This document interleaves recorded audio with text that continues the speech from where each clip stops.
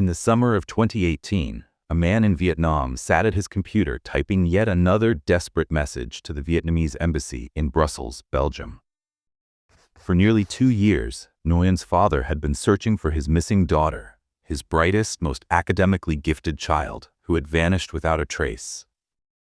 The family had invested everything in her future, taking out loans to fund her education abroad, first in Japan and then, according to her final messages, a trip to Belgium to meet someone special. "I haven't heard from my daughter, Nguyen Thi Xuan, since November 21, 2016, he wrote, attaching photos of his 28-year-old daughter. "Please help me find her." What he didn't know was that his daughter's fate had already been discovered, in the most gruesome way, on the other side of the world.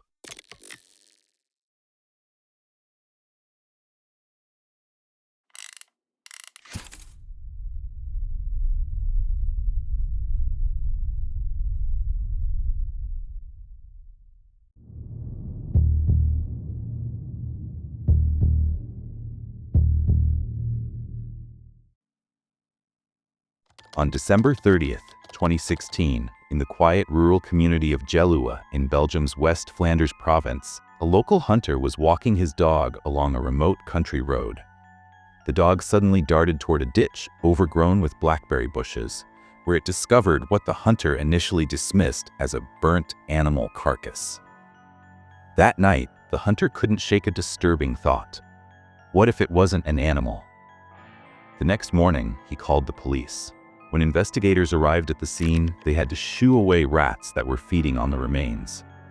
What they found confirmed the hunter's worst fears: a human body, severely burned and barely recognizable. The torso was charred beyond recognition, the face unidentifiable, though curiously, the hands and feet remained mostly intact. On the victim's toes was distinctive nail polish with a unique design, a small detail that investigators hoped might eventually lead them to answers. The police immediately suspected murder.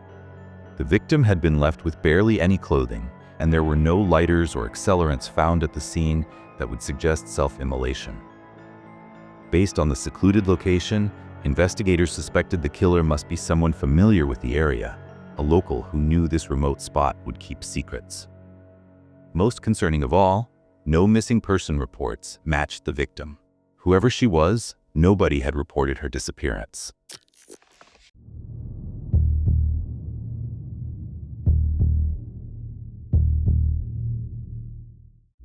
The autopsy began on January 2, 2017, revealing a young woman estimated between 18 to 25 years old, standing just 1.44 meters tall. The medical examiner documented numerous fractures on her face, one on her skull, and another near her eye socket. She had a pronounced overbite. Based on the shape of her skull, the coroner determined she was of Asian descent. Among the burnt remains, investigators found few clues. A necklace, a piece of charred black plastic, likely from a container used during the burning, and a unique detail, a partially burnt clothing tag from a brand called Masikinuo, which operated exclusively in Asia. Even more specific was a watch she wore, a Japanese-manufactured timepiece with only 1,300 copies ever produced, sold exclusively in Japan. These details suggested she wasn't a local resident of Asian ancestry, but likely came from Asia herself, perhaps as a tourist, student, or recent immigrant. Under the body, forensic examiners found bundles of burnt newspapers soaked in white spirit alcohol. Some remained readable enough to identify as a Dutch publication called Metro, with a publication date of November 21, 2016. This, along with analysis of larvae and maggots on the body, allowed investigators to estimate her time of death around November 20 to 21, 2016.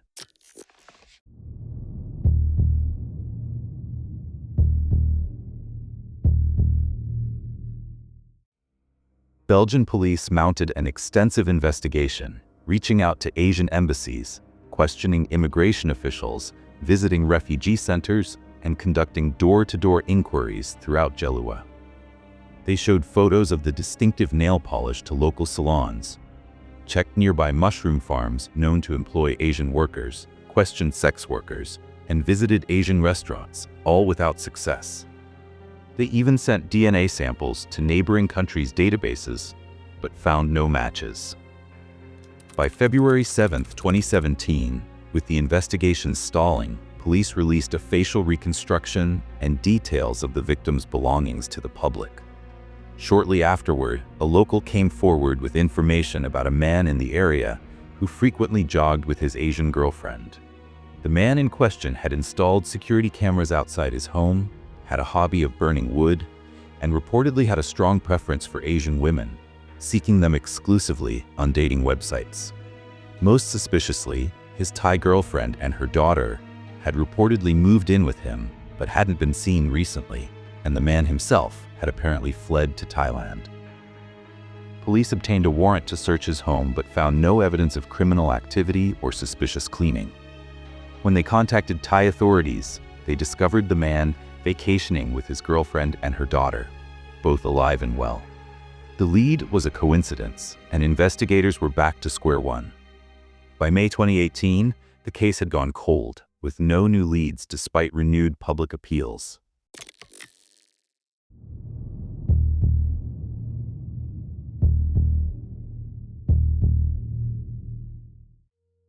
Meanwhile, in Vietnam, Nguyen Thi Xuan's father refused to give up hope. His daughter had been born into a modest family with 6 children, but she stood out for her intelligence and ambition. The family had focused their resources on her education, taking out loans to send her to study in Nagoya, Japan. In Japan, Nguyen had studied management and accounting, interior design, and finally, bioengineering.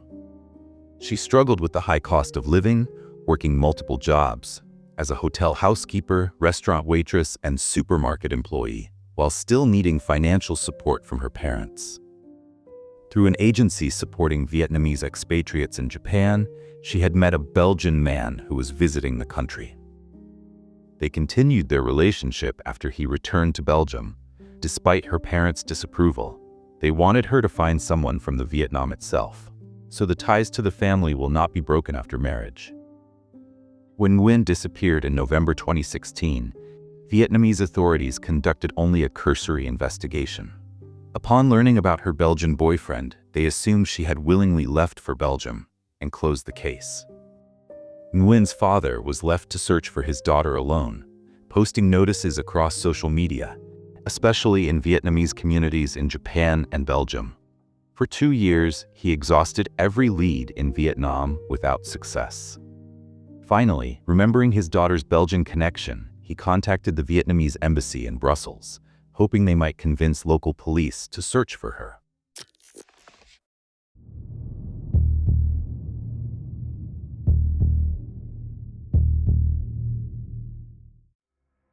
The embassy informed Vietnamese police about the unidentified body found in Geluwe. They collected DNA samples from Nguyen's family and gathered her old mobile phone, which was left at her home in Vietnam during her previous visit, placing everything in a sealed diplomatic suitcase bound for Belgium. This was a historic moment for Belgian law enforcement, their first use of DNA from a missing person's family to solve a case. When the results came back, they confirmed what investigators had feared. The Geluwe Jane Doe was Nguyen Thi Xuan. The phone her father had sent proved equally valuable. It contained conversations with her parents showing pictures of her Belgian boyfriend, along with text messages from a man in Belgium pressuring her to visit. The pressure extended to Nguyen's father, who had received texts from a Belgian number saying, "Let your daughter come to Belgium. The tickets have already been paid for. I will take good care of her." The man's identification documents were visible in some photos, but there were inconsistencies. The passport and ID card spelled the name John Rosiers, and the card numbers were fake. Only the photo appeared genuine.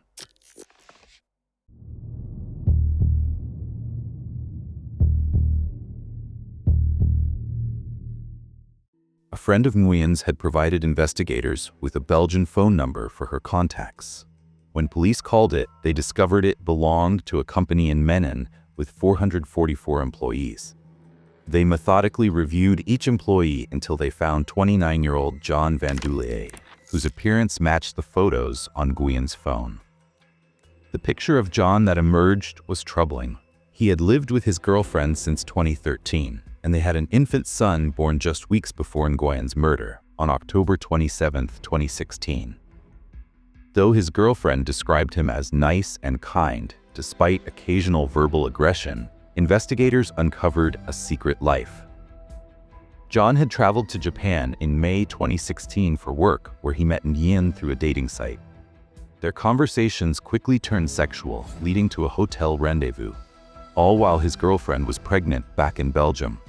On November 8, 2018, police set up a fake DUI checkpoint near John's home to arrest him discreetly. They led him into a police van, where they revealed he was under arrest for the premeditated murder of Nguyen Thi Xuan, just days before his planned wedding.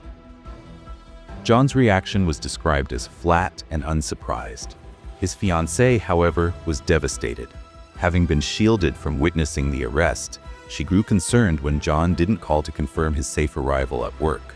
When police arrived to search their home, she noticed a folder labeled premeditated murder and, having never heard of Nguyen, initially feared John himself had been killed.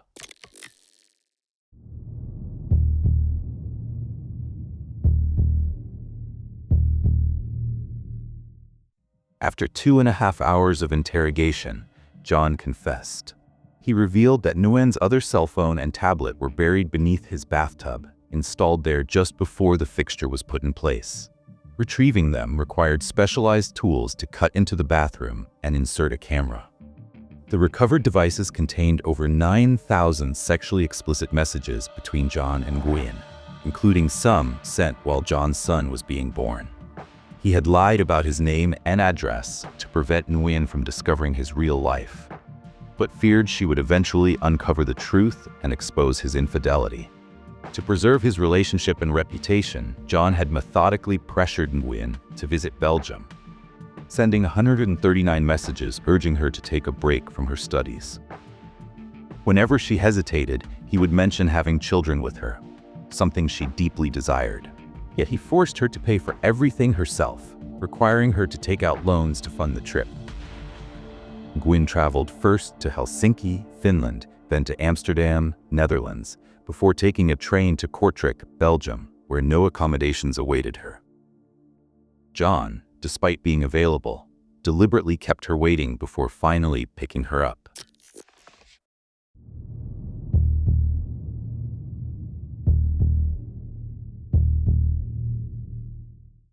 Once in John's car, Nguyen saw something on his phone and grabbed it, leading to an argument. John finally admitted he had a girlfriend and son, explaining why she couldn't stay or take photos of her trip. Betrayed and angry, Nguyen slapped him and threatened to expose the affair. John responded with brutal violence, beating her face severely and causing multiple fractures. When she lost consciousness, he drove to a secluded area in Ledigum, where he covered her mouth and nose for approximately 43 seconds until she suffocated. By then, Nguyen had been in Belgium for just 22 minutes. John drove home with Nguyen's body still in his car, hoping his girlfriend wouldn't notice. She was home but didn't see anything unusual, as the blinds were drawn and she was watching TV. He retrieved a plastic barrel, white spirit, and matches from the shed, loaded them into his car, and drove to Geluwe. There, he placed Nguyen's body in the barrel, covered it in plastic, doused it with white spirit, and used burning newspapers to ignite it. He left immediately as the fire started, driving to a nearby canal where he disposed of her handbags and backpack. John returned home by 9 p.m., having been gone for 3 hours. He cleaned the blood from his car, washed his clothes, and shredded Nguyen's ID card before throwing it in a dumpster. He kept her wallet until the next day, discarding it on his way to work.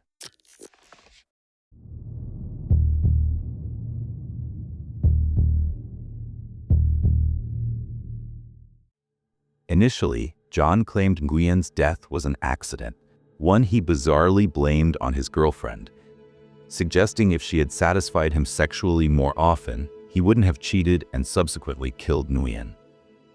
This statement was the final straw for his girlfriend, who had visited him in prison 3 times seeking answers, but now cut all ties.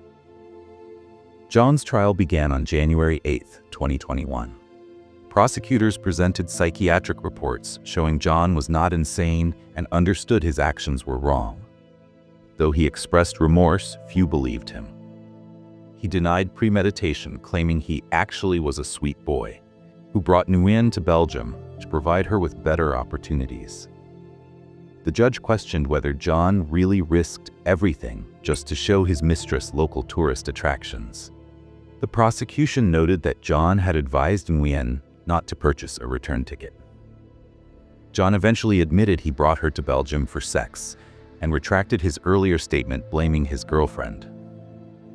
On January 14th, the jury returned a guilty verdict, but determined the murder was not premeditated, considering it too haphazard and sudden to have been planned. His reckless actions afterward suggested improvisation rather than calculation.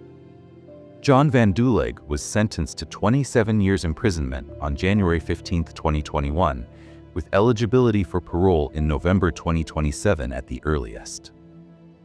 Many Belgians considered the sentence appropriate, but Nguyen's family in Vietnam was shocked. They had expected the death penalty, not realizing capital punishment wasn't universal. After the conviction, John's ex-girlfriend expressed no animosity toward Nguyen, saying, "I don't feel any resentment towards that woman. I feel compassion above all. She believed his lies, she didn't know any better." For Nguyen's father, the conviction brought some closure to his long search for truth. But nothing could fill the void left by his daughter, a brilliant young woman whose dreams and potential were extinguished just 22 minutes after setting foot in the country where she hoped to build a future. If this story of Nguyen Thi Xuan has moved you, please take a moment to support this channel. Your engagement helps us continue bringing these important true crime stories to light. Leave a comment below sharing your thoughts on this tragic story or any aspects of the investigation that stood out to you. Thanks for watching, and I'll see you in the next case.